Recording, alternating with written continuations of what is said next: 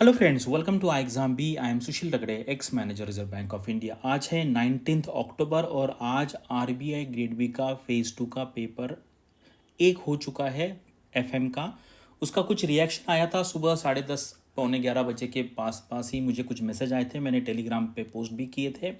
और अभी right now जो अभी मैं वीडियो बना रहा हूँ, अभी स्टूडेंट ईएसआई और इंग्लिश का पेपर लिख रहे हैं। लेकिन जो आगे आने वाले टाइम में आरबीआई का प्रिपरेशन करने वाले हैं तो वो डेफिनेटली ये वीडियो देख रहे होंगे। तो देखते हैं कि इस टाइम कैसे एफएम का पेपर था, और ये one of the toughest paper था क्योंकि मैं इस एग्ज़ाम को पिछले 10-12 साल से फॉलो कर रहा हूँ और मैंने खुद दिया था एग्ज़ाम। उस टाइम पे मुझे one of the highest marks थे एफएम में, आई थिंक 77-78 के आसपास होंगे, कोई टॉपर 80 के आसपास था। तो ये एफएम का जो पेपर होता है ऑलवेज ईजी होता है as compare to other papers, और यहाँ पे बच्चे बहुत अच्छा स्कोर करते हैं। तो यहाँ पर मैंने सुबह सुबह ना 10:30 बजे के बाद जैसे एग्ज़ाम हो गया, एक कैंडिडेट ने मुझे कॉल किया और उनको लास्ट टाइम ना 47.5 मार्क्स थे एमसीक्यूज़ में। तो उन्होंने कहा सर इस टाइम बहुत डिफ़िकल्ट है, तो 40 के ऊपर जाना मुझे मुश्किल लग रहा है। तो वैसे ही जैसे मुझे मैसेज मिल गया, मैंने टेलीग्राम पे पोस्ट कर दिया।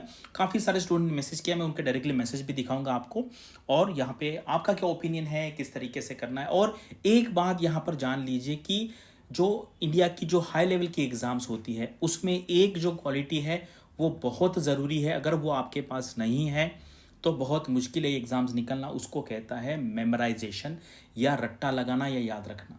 क्योंकि हमारा सिस्टम ऐसा ही है, यूपीएससी हो या स्टेट पीसीएस हो या आरबीआई का एग्ज़ाम हो, नाबार्ड का हो, सेबी का हो, जिसकी मेमोराइजेशन स्किल अच्छी है वो आगे जाता है। क्योंकि हमारे एग्ज़ाम में ऐसे ही क्वेश्चन पूछे जाते हैं। हमारे यहाँ पे हमारी मेमोरी स्किल ही टेस्ट की जाती है कि ये सर्कुलर किस डेट से लागू होगा, ये अमाउंट कितना है, ये क्या है, वो क्या है। कंसेप्चुअल अंडरस्टैंडिंग पे थोड़े कम क्वेश्चन आते हैं, जनरल में बात कर रहा हूँ। लेकिन ये जो पेपर था एमसीक्यू का स्पेसिफिकली काफ़ी डिफिकल्ट लगा कैंडिडेट्स को, और डिस्क्रिप्टिव था वो भी। मतलब अगर आपका रट्टा अच्छा है, आप मेमोराइजेशन अच्छा करते हैं, तभी आप पेपर लिख पाएंगे। अदरवाइज आप हवा में पेपर नहीं लिख सकते, समझना भी होगा और चीज़ें याद भी रखनी पड़ेगी, तभी आप पेपर लिख पाएंगे। अदरवाइज एग्ज़ाम निकालना बहुत मुश्किल है। जो बहुत मतलब सिर्फ इंटेलेक्चुअल लेवल पे चलते हैं वो कैट का एग्ज़ाम निकाल सकते हैं, बैंक पीओ का भी एग्ज़ाम निकाल सकते हैं, क्योंकि वहाँ पे भी जो क्वांट है, रीजनिंग है, इंग्लिश है, वो आपके इंटेलिजेंस पे डिपेंड होता है। वहाँ पे भी कुछ क्वेश्चन जीए के, वहाँ पे भी मेमोराइजेशन लगता है। तो हमारा सिस्टम ऐसा ही है, हम इस पे कुछ कर नहीं सकते, थोड़ा क्रिटिसाइज्म कर सकते हैं, लेकिन अगर आपको अंदर जाना है ऑर्गेनाइजेशन में तो ये स्किल आपको आनी ही पड़ेगी। चलो वीडियो स्टार्ट करते हैं। तो ये देखिए, ये मैंने एक वीडियो बनाया था, इस बार नहीं पिछले बार बनाया था। 81 बॉन्ड्स का है। तो कंसेप्ट जिसको पता है, मैंने कहा था भाई पिछले वीडियो भी देख लेना जहाँ पे कंसेप्चुअल चीज़ें डिस्कस की है। तो इसके ऊपर एक 10 मार्क का क्वेश्चन है। तो अभी यहाँ पे देखिए, good morning sir, paper was tough as compare to last year. 2 markers were very lengthy and difficult, 1 markers good, descriptive 50 markers, this derivatives and types, channels of communication 10 marker, value and growth investing. देखो ये जो बातें हम बहुत बार बोलते हैं, correct. और आपने देखा भी होगा जो वॉरेन बफे बात करते कि वैल्यू इन्वेस्टिंग क्या होता है, ग्रोथ इन्वेस्टिंग क्या होता है, ये अगर आपको पता होगा। और ये सिर्फ 2-3 लाइन पता होने से नहीं, आपको पूरा क्वेश्चन आंसर लिखना है। 600 वर्ड का, 400 वर्ड का, उतना कंटेंट होना चाहिए। अदरवाइज 2-3 लाइन, सर मुझे पता है वैल्यू इन्वेस्टिंग ग्रोथ इन्वेस्टिंग क्या है, लेकिन उसको लिखे कैसे इतने बड़े वर्ड्स में। तो वो भी एक स्किल है, जिसने प्रैक्टिस नहीं किया होगा उसको बहुत ज़्यादा डिफिकल्टी आई होगी। Factors affecting ethics in business, ये थोड़ा जर्नलिस्ट का था, लेकिन क्या है कभी कभी ये ना क्वेश्चन सिस्टमेटिक वे में कुछ थेरी बता के, एग्जाम्पल बता के लिखना है। अदरवाइज हवा में ऐसे लिखेंगे तो मार्क्स नहीं मिलते हैं। ठीक है। 15 marker, types of derivative, channels of communication, organisation, trade versus behavioural theory. ठीक है, थेरी है। 10 मार्क, 81 बॉन्ड, वैल्यू इन्वेस्टिंग वैसे growth investing, factors affecting business ethics. अलग अलग कैंडिडेट्स ने ये मैसेज भेजे, मैं डायरेक्टली यहाँ पे बता रहा हूँ।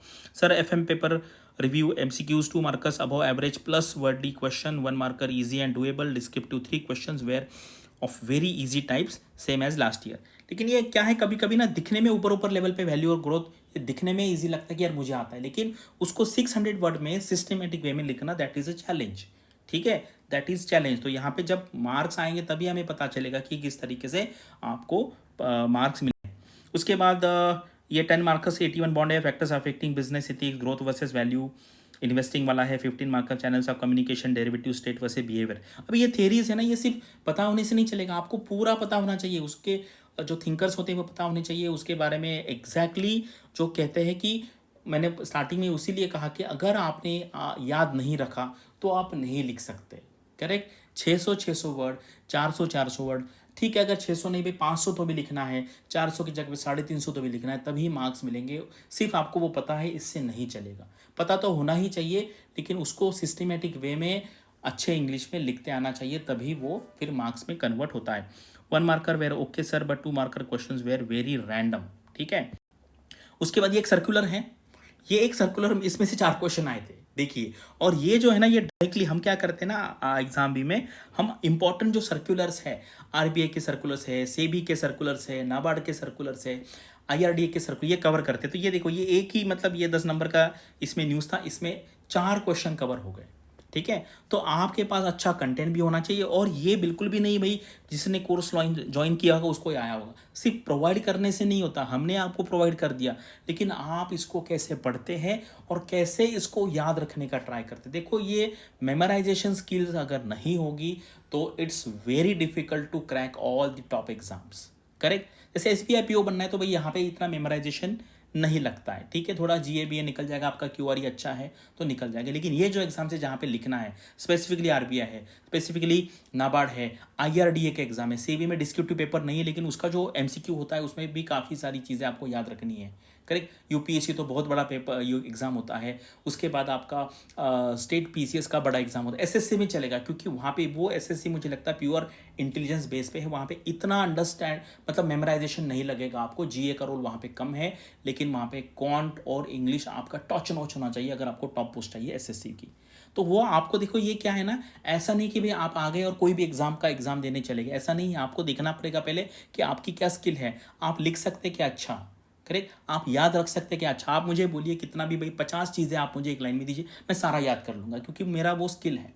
ठीक है, इसलिए हमारे टाइम पे आरबीआई में मेरा सिलेक्शन उसी वजह से हुआ। यूपीएससी में भी अच्छे अच्छे थे, लेकिन यूपीएससी कभी कभी क्या करता है ना, कोई पेपर को वो ऐसा करता है स्क्रैप, यार इसमें इस पेपर के बहुत सेलेक्ट हो रहे हैं, इसको नहीं करना है। ठीक है, अदरवाइज आपको खुद को एनालाइज करना है कि आपकी क्या स्किल है, उस हिसाब से आपको एग्जाम डिसाइड करना पड़ेगा। ये मैं यहाँ पे सिर्फ ये पेपर देखने का पर्पज़ नहीं, ये देख के आप क्या करोगे भाई, आपको कुछ तो भी लर्निंग होना चाहिए। अगर आपको ये नहीं आता है रट्टा लगाना, तो फिर आपको अलग एग्जाम ट्राई करनी चाहिए। करेक्ट, यहाँ पे तो भी रट्टा लगता है, अच्छा इंग्लिश भी लगता है, आपको अच्छे लिखते भी आना चाहिए, तभी इस टाइप की एग्जाम हो पाएगी। करेक्ट, आपका क्या इस पे व्यू है, कमेंट सेक्शन में बताइए। Thanks for watching this video and all the best for your studies and upcoming examinations.